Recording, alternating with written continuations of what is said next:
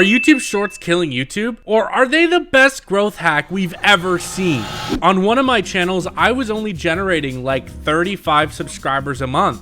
But after using Shorts, I started to generate well over 500,000 new subscribers each month. That is mental. Today, I want to break down the pros and cons of YouTube Shorts and whether you should be using them. We all remember TikTok being the new kid on the block and how every social media platform wanted to copy that one thing they had, Shorts. These short videos that were quick and everyone wanted it because they did so well, which seems to be one of the biggest, if not the biggest things on the entire YouTube platform. Before, you saw YouTube creators making long forms, and now you see a lot of YouTube creators only making shorts. And they're generating billions upon billions of monthly views. So what's the difference between shorts and long forms? Well, shorts are obviously shorter, but they also have this explosive growth. They are immediately seen by thousands, if not tens of thousands of people. But the caveat to that is low watch time.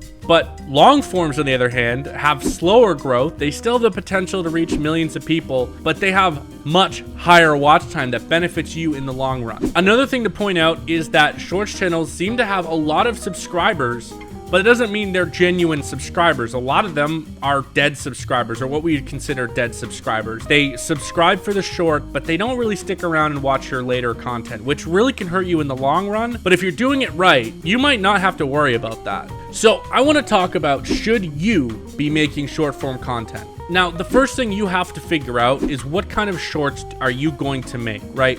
It's the same with long form. It's a niche, and you have to determine what is your niche when it comes to shorts. So the first thing you've got to look at when starting a shorts channel is your niche. What kind of shorts are you going to make? Now, with shorts being so easy to make, the niches are oversaturated. There's so many shorts coming out every day because they're so short, they're so easy to make. There's not a whole lot of thought that goes into them.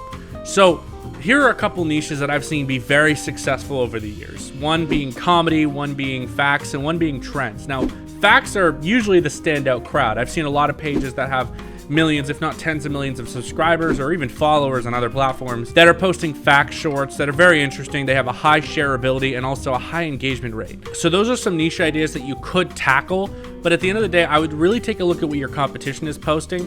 And if you want to be like that channel, you want to be in that area, or you think those videos would be fun to make, that's what you should target. Now, something to keep in mind is there is more supply with shorts than there is demand, right? There's only so many people on planet Earth. But when you've got this oversaturation of shorts, especially in a lot of these smaller niches, it's hard to grow. For example, I've seen a lot of examples of people trying to break out into shorts that you would on paper theoretically think would be viral. Maybe your short is better than the competition. If there really isn't much interest for new players in that space, you're not going to have those viewers that want to watch you because they already have someone that they watch currently. Now, I'd like to compare the long-term growth strategy here. Now, shorts bring in a lot of people, but they're not necessarily quality viewers. They're not the viewers that are going to go and watch every single piece of content you put out. They're not going to be the people that buy your merch. They're not going to be those types of people. When it comes to long form content, obviously, it's easier to build a loyal fan base. They're dedicated to your content and only your content. They're going to watch, they're going to support, they're going to do whatever they can to ensure that your content keeps coming out. Now, another strategy that I've seen work, and I'd like to use Tyler Olivero as an example here, using your shorts to funnel viewers to your long forms. Now, this is actually something I've seen be done quite a few times. Another good example is Sambuca. Through this strategy, you are able to create long form content and funnel potentially millions of people through your shorts to your long forms, which honestly at the end of the day benefits you wildly. I know a lot of people, especially myself, who consumes a lot of short form content, but also still consumes a significant amount of long form content. So if I see something interesting in my shorts feed, I'm most likely going to give it a watch on the long form page. Now, one of the biggest key differences is monetization. Now, when it comes to long form monetization, there's more room for ads, right? So there's more money to be made. Whereas when it comes to short form, well, there's really not a lot of space for ads. And usually you're sharing the pot with a lot of creators. I remember when YouTube first launched shorts, they didn't really have ads on them yet. They had a shorts fund, which they would divvy up between the biggest creators of that month, and sometimes you'd make pretty good money. Other months, you wouldn't make anything, right? It was kind of a flip of a coin if you were going to make anything. Where it's not the greatest RPM in the world, it is still something. And because of the fact that shorts can drum up a lot more views than long forms, you can kind of easily sustain on that, right? You can make almost as much as you make off from long form, but just not on one video. You're never gonna see one short make $100,000, whereas you might see a long form making 100,000, if not $1 million, right? So it really just comes down to the differences in both formats of video. Shorter videos are harder to advertise on, longer videos are easier to advertise on, therefore have a higher revenue potential. So how do you create an engaging short that actually converts? Well, the first step is a good hook, right? Yes, an idea is important, but the hook, I would argue, is more important.